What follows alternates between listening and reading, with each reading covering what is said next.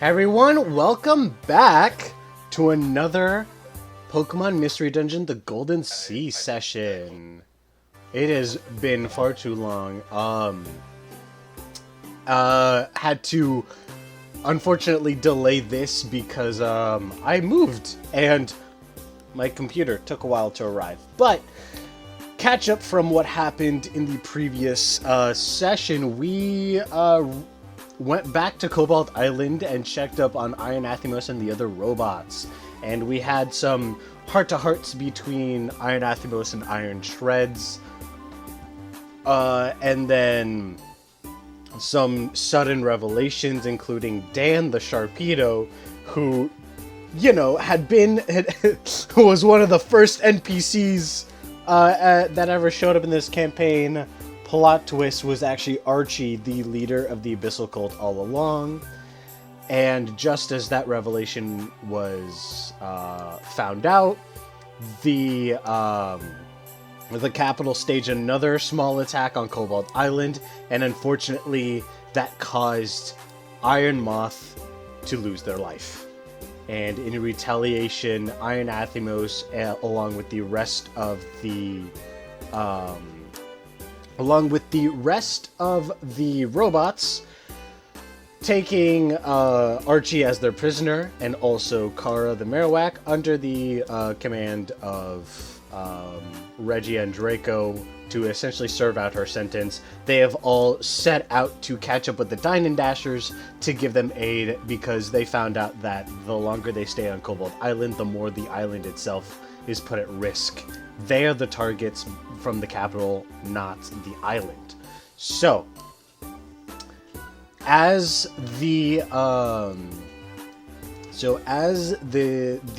robots have caught up, because the ship they're using is much faster, so they're able to catch up in a matter of just a couple of days.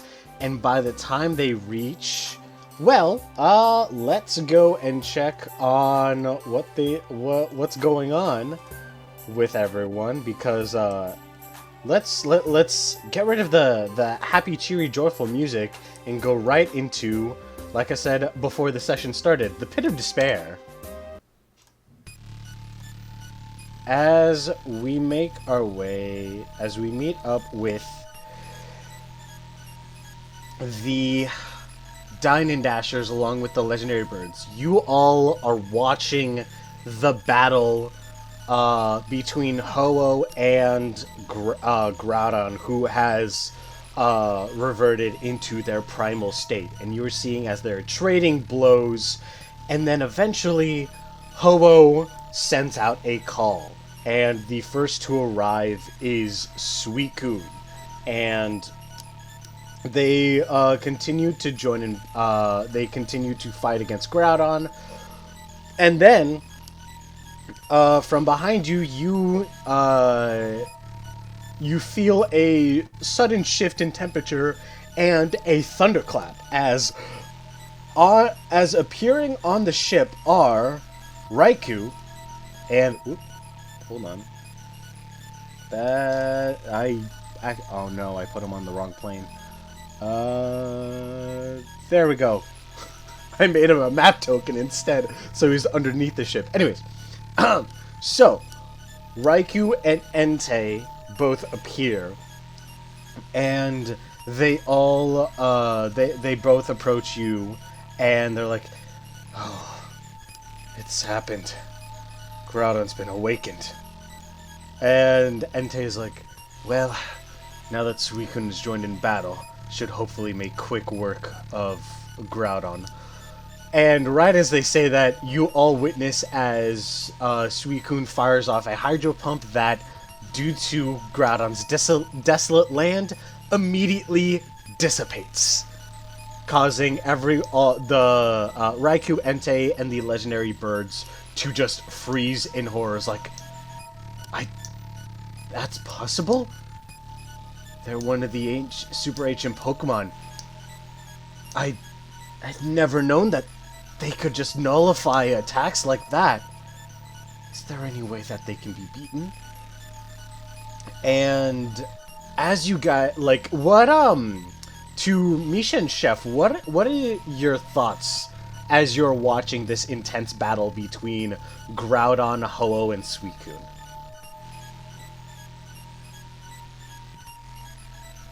We're doomed. We should. Yeah. Yeah, Chef said it. We're doomed. As you guys are lamenting, I guess, and panicking, from behind you, Gemma, Calamity, and Audrey come to, and they're all confused as they're previously in a volcano before all falling in battle, and now they've woken up on the ship. It's like, Gemma's like, did we win? Did we manage to stop the cult? And then they see all the legendary Pokemon around. It's like, and at first she thinks that's a good sign, and then she looks up to see Groudon. It's like, oh no. And Audrey's like, what the heck? And she is completely frozen as the carnage continues to ensue, and she is completely petrified at this point. And Calamity goes, I don't mean to be I don't mean to be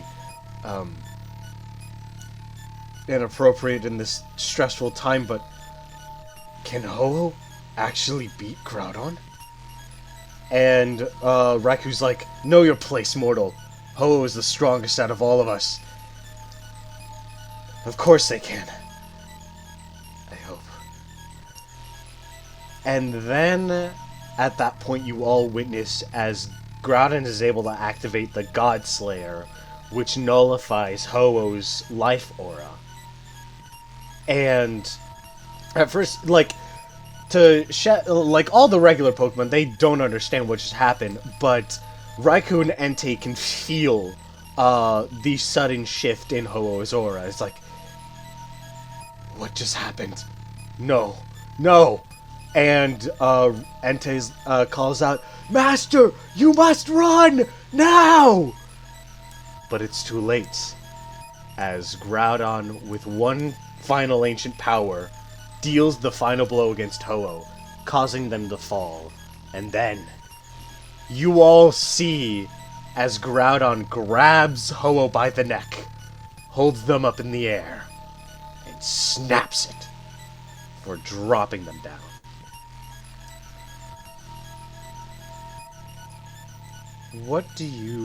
How do you respond to see one of the most powerful Pokemon you've ever met, and your most powerful ally, be killed? Reaction unchanged. We're doomed. Micha faints. Oh, okay, alright, yeah. You just collapse, and Damien looks at it, was like, Micha! Hold on! And Audrey takes a few steps forward. It's like, this is, oh god. And Raikou and Entei start to like lurch down in pain, and they go, "No, master, no!" And the birds turn around and like, what's happening? What's going on? And unfortunately, Raikou and Entei are in too much pain to answer, as their bodies start to glow and shrink until they both change appearance. Dang, they just got Palutenaed.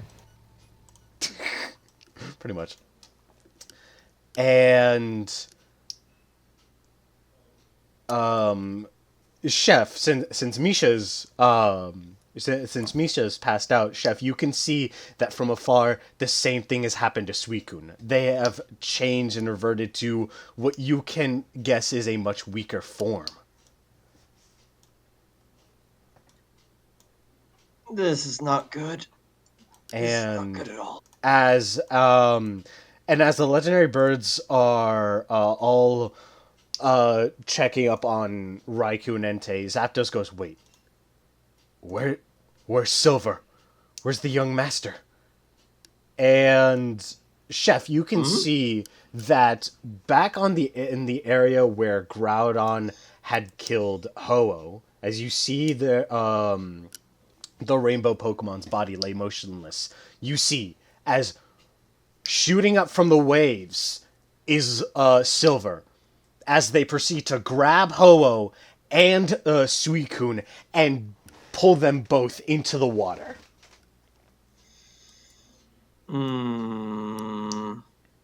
Okay, that's good. That's good. And Let me see it. Groudon just looks over at where Ho-Oh was, and then, oh my god, Chef, Groudon's eyes meet yours. Make a focus check at disadvantage. Okay.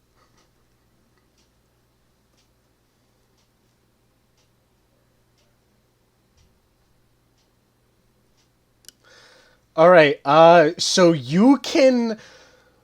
That's a. I'll call that a partial success, but we'll say that you feel the memory of witnessing Ho-Oh's neck snapped starts to play in your head, and for like a little bit you feel as if your own neck is being clenched like that. And very, very, very faintly you can hear a voice. Run. Let's get out of here. Let's get out of here. Let's get out of here. Moltres goes, "No, we can't leave them behind. We have to find out where's the young master." And then from right next to you, you guys, you see as waves pick up and fly and shooting up from the water once again is Silver, carrying Ho-Oh's body along with a depowered Suicune. The young master's here. Let's get out of here. Let's get out of here now. Let's go. Jack Okay, does. let's go. As soon as that happens, Jack does not hesitate, as he immediately the nautical version of going into 4-wheel drive just sends the ship heading off, and you guys immediately set off. And as that happens, you are hearing as Groudon just continues to spread their magma destruction all across the water's surface, and slowly starts to move. And as that is happening, all the legendary Pokemon are panicking, and they're like, we have to get inside, quick, now! And let's see. You guys, we'll bring you guys over here. And you start to basically GTFO. But while you can hear the faint sounds of Groudon's wrath in the distance, you hear another sound that's coming closer towards you guys. And then you notice that catching up to you guys is a sail barge. One that you recognize was belonging to the robots.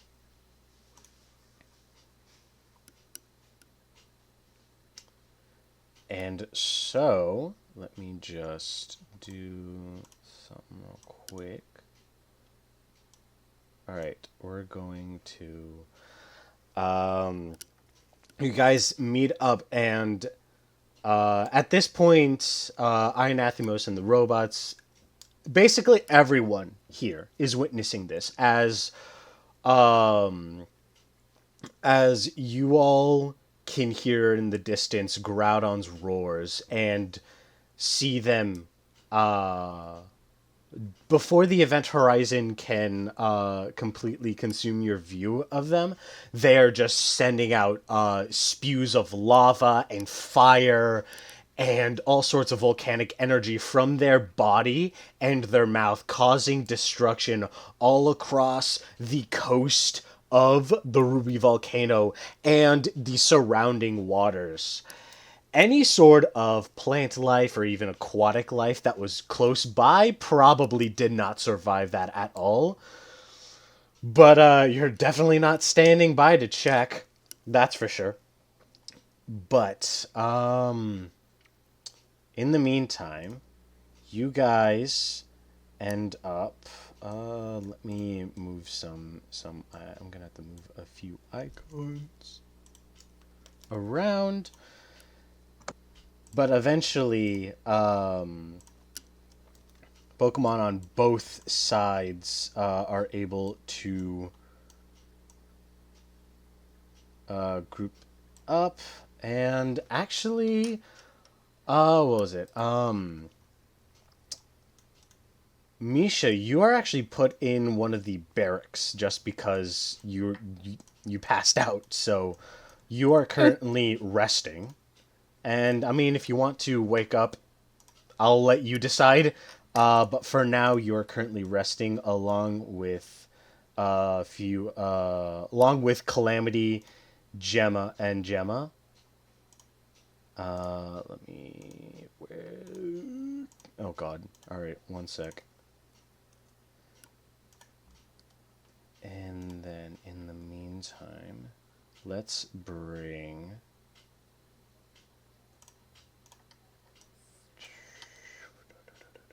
Okay.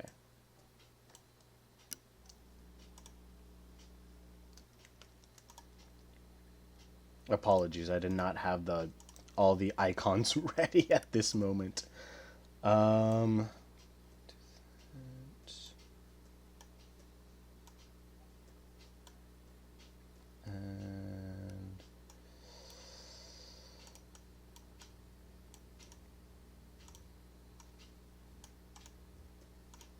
Alright, and then, okay, so you all decide to meet up in the ship's lounge, and we'll bring in, let's see, Iron Athymos, I'll let you choose who do you want to come with you in order to basically have this whole discussion on what the heck do we do? Now, do I just choose one person, or honestly, you can choose as many as you want. I figured Silver is the first choice, just because also legendary. That's like a No, out of he's the one who out of the robots. out of the robots. Oh, Yeah. sorry, yeah. Probably Valiant is most strategic out of all of us. All right. Anyone else? I think just us two probably is fine. All right, and then let's see. Calamity, Gemma, and Audrey are resting. You know what? I will make an addendum to that. I will have what I will do is I'm going to add where are you?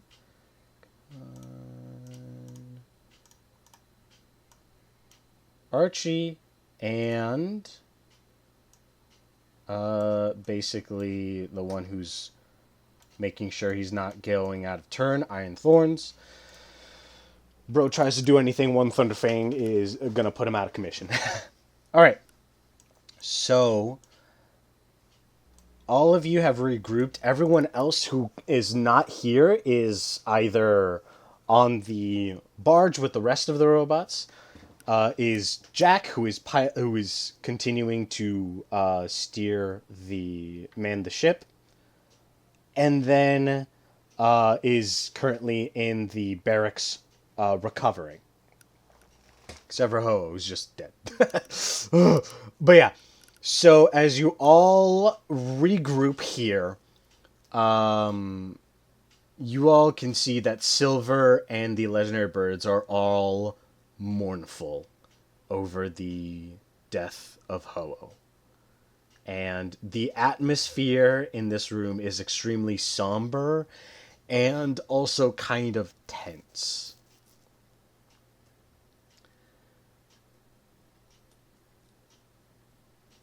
Until, actually, wait. Chef and Iron Athymos, which of you either of you choose to break the silence? I would personally expect Chef to, because Chef was actually, there for it all. I was about to say, I'll break the silence. All right. Yeah. I just, after gripping the table for a long period of time, just kind of looking at the ground, the whole, like, I'm trying to think of a reference here, but I can't think of a good enough reference. I just go, all right. We don't have time to mourn.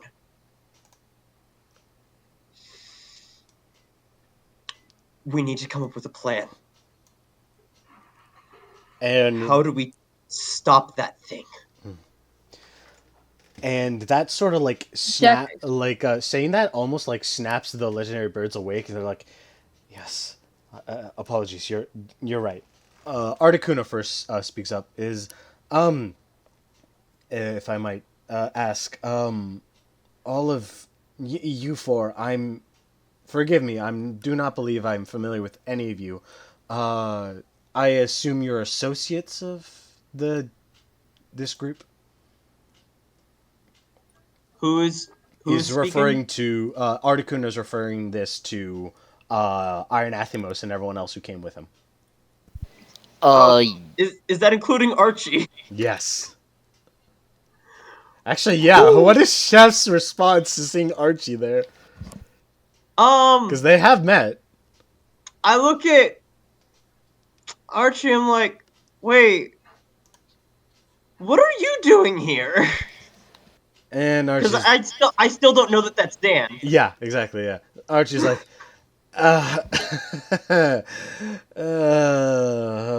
it's a funny story. You should ask. And Ironthorn's just like sort of like sort of just like jolts him a little bit. I think it'd be funny. Tiny little thunder shot. He just sort of like baps in the back of the head. He's like, this guy's been spying on your home for quite some time. Went by the name of what was it? Stan. Dan Braille. Oh no! It was Dan. It was Dan. Yeah, that's what his name was. Wait, you're Dan? All right, and Archie goes. Chef thinks back for a moment. Chef thinks back for a moment. Don't know how I didn't see this coming. Surprise. Okay. Listen. I gave the whole spiel to your parents. I can explain everything later. Are my parents okay? Yes, they're fine. Something no did one happen. Is hurt? Iron Valiant's like... Define no one. Iron Valiant goes, there was another small attack. The only ones that Did anyone die? Unfortunately, one of our own did. Iron Moth. In fact, he kept your father safe, sacrificing themselves so that, and unfortunately they paid the price with their life. Moth was a fellow poison type too. Dang. Oh, that hurts even more! No! Oh, no. Okay, you see Chef clench his mitten again. Yes, I wear mittens. They're oven mittens. My brother was just reacting to me saying mittens. Before I eventually go, are you here to help? Yes, we are. You are. I assume you are enemies of that cult of lava. Oh, you're saying that to The Archie, Infernal right? Cult? To Archie. To Archie. Okay, yeah. And he's like, yes, yeah. Don't worry. Well, of course, enemy of my enemy is my friend. I'm not the biggest That was fan exactly what I was thinking. of the Infernal Cult nor the Capital. So for the time being, our interests align, and also because your friend here kind of has my uh, twisting my fin both literally and metaphorically. I have no choice but to help you. I noticed that Audrey is also here as well. One moment. I also pull out the Megastone and say, "Oh yeah, we also have this as like insurance." I walk over to Archie. Mm-hmm. Do you regret your decisions? No, I don't. I'd kill 1,000 children just to keep this company alive. I'd kid him. No, I don't. And in case you're wondering, I made sure to go out of my way to keep you and your family safe any time that the Abyssal Cult set foot on Cobalt Island. Unfortunately, there were some other members that disagreed with that notion that unfortunately couldn't be reasoned with. So in Manaphy's place, I apologize for your father almost getting killed. But I knew that the same thing would have happened to you if I didn't convince them to let you join. Listen, you can be angry all you want. I understand. You have every right to be. But right now, there's a super legendary Pokemon out on the loose who just killed your godly best friend. And Silver's like, and like to hearing that, like Silver, like kind of like chokes up as they're kind of about to cry. Because now that I'm gonna say means that- two parent figures of theirs gonna have say been that- killed. I'm gonna say this is Jacob. I don't know about godly best friend, godly ally. And Chef doesn't say that. Archie does godly not bro, care about godly being bro figure, yeah. like actual G. Ho-Oh is a G. I mean, to Yeah. But Uh. I'll just go, and that is the only reason why I'm tolerating this right now. Good. Glad we're on the same page. So, Seeing as you don't regret. and as you guys are kind of like getting a little updated with both sides, the Pokemon that you recognize as used to be Suicune approaches you all and is like a little. You can tell that they're still shaken up, but they're still making the effort to approach you all. It's like, excuse me. Well, yeah, their dad died in front of them. Yeah. Yeah. And also for other reasons that shall be revealed later. Excuse me, um, I, and then Moltres goes, "It's okay. You don't have to. You don't have to say anything. Please rest." I can't. I've sat back way too long. I was supposed to be a protector, a guardian, and so many times I failed. I've let so many shortcomings pass by. And the one time that I try, my father's killed. And like one tear rolls down Suicune's cheek. Forgive me. Now is not the time for tears. Chef, you might be confused about my appearance. How much of the how much of the stories of the legendary beasts are you familiar with?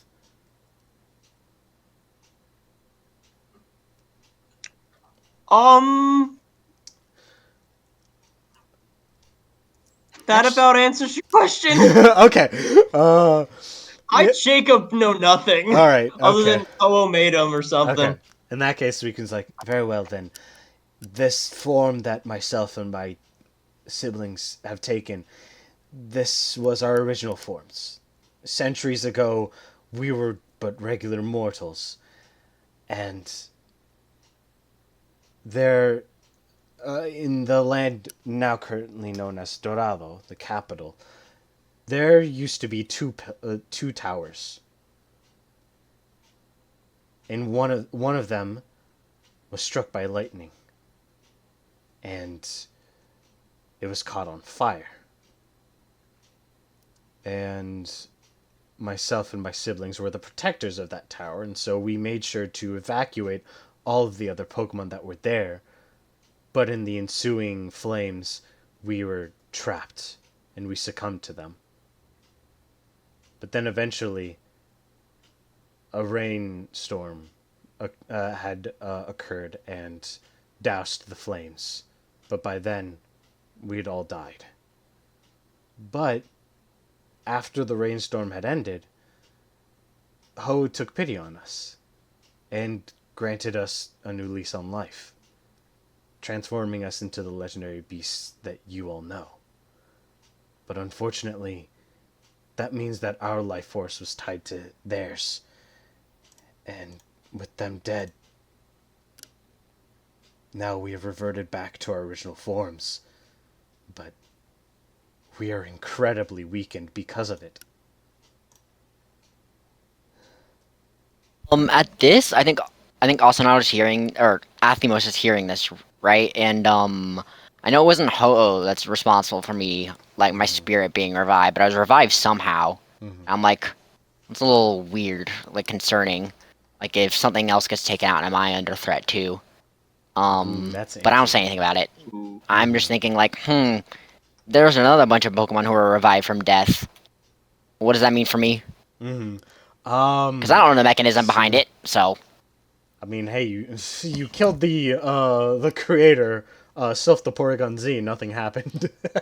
He was a creator of, like, my body, but how did, like, they get my spirit in the true, first place? True. It was the Marshadow, but I don't know that.